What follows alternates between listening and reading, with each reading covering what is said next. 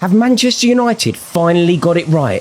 Under Ineos, have they indeed turned a corner? Manchester United have now completed their second major signing of the summer. They've now signed teenage defender Leny Yoro from Lille for a fee of just under £59 million. Ineos have come in, and in the approach and execution around one deal, we have one case study, but from that case study, we can see that there is a significant shift in the way that Manchester United are operating. There is obviously a long way to go, but does this Leny Yoro deal signify a sea change at Manchester United?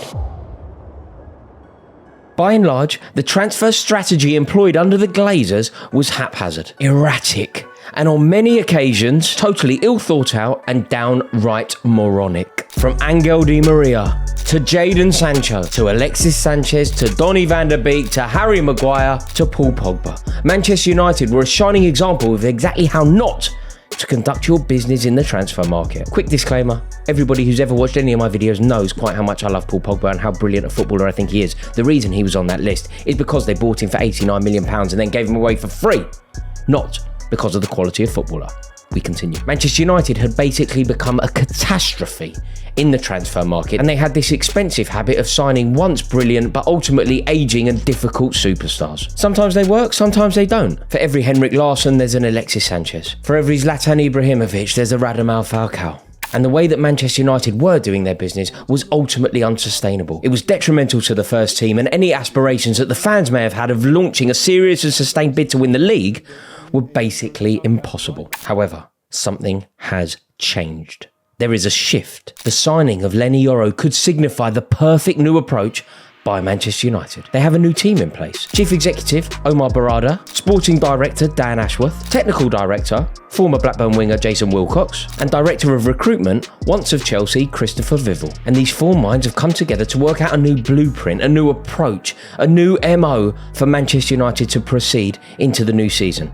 And let's face it, thus far, it looks very, very impressive. It's not simply about Yoro being seen as being a potentially generational player, doing so well for Lille, having basically every attribute that you want a centre-half to have. In fact, it's as much about the player himself, what the player can do, what the player represents, and the statement that Manchester United have made by signing him. Because Leny Yoro was at Wembley Stadium on the 1st of June to watch Real Madrid win the European Cup. He was there, watching Real Madrid beat Borussia Dortmund at Wembley Stadium. He saw it, and I think everybody at that time felt like Yoro was going to be a Real Madrid player. I think every suitor, whether it was Manchester United, whether it was Liverpool, whether it was AC Milan, anybody that was keeping an eye on the development of Yoro, Paris Saint-Germain even, everybody at that point believed that Yoro was heading over to Madrid. And what a time for a young Frenchman from Lille to go to Real Madrid, following in the footsteps of Kylian Mbappe. We saw the welcome that Kylian Mbappe was given at the Bernabeu. It was dazzling, sensational, and there is a real feeling that success is going to be maintained. And it isn't only Mbappe.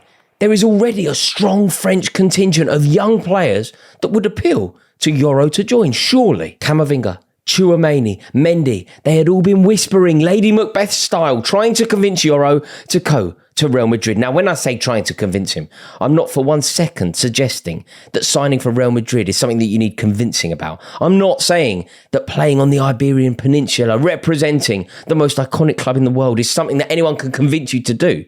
But linking up with your fellow countrymen has got to have an appeal in itself as well. Is that fair? And you combine Madrid with the French contingent, with Carlo Ancelotti, with Jude Bellingham, with the fact that they won the double last year, surely Yoro wants to go to Real Madrid. And then throw in Kylian Mbappe for good measure. Of course, the allure and attraction is huge. How on earth did Manchester United manage to pry Yoro from the clutches of Real Madrid?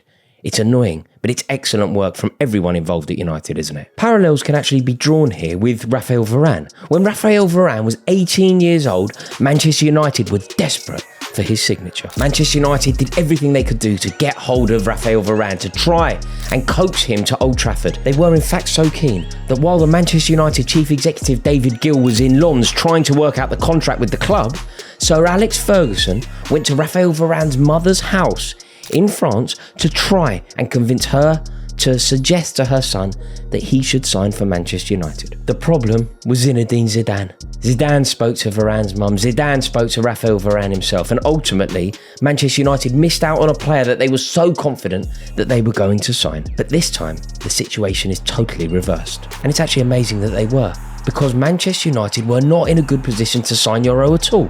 Neither were Liverpool, neither were Paris Saint-Germain for that matter. Yoro would have looked at what Raphael Varane achieved in his 10 years at the club. 3 La Ligas, 4 Champions Leagues. Real must have felt like his most probable destination.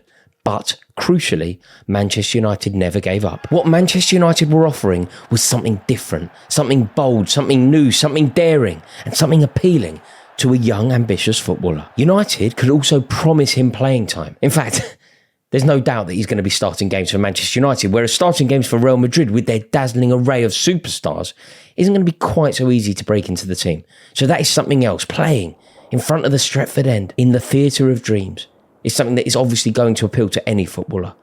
But Wilcox managed to sell that dream. Lille were also happy to sell because they were terrified that they were going to lose such a good player next year for nothing. So Manchester United have spent about 60 million quid with add-ons for a player who has only 1 year left on his contract.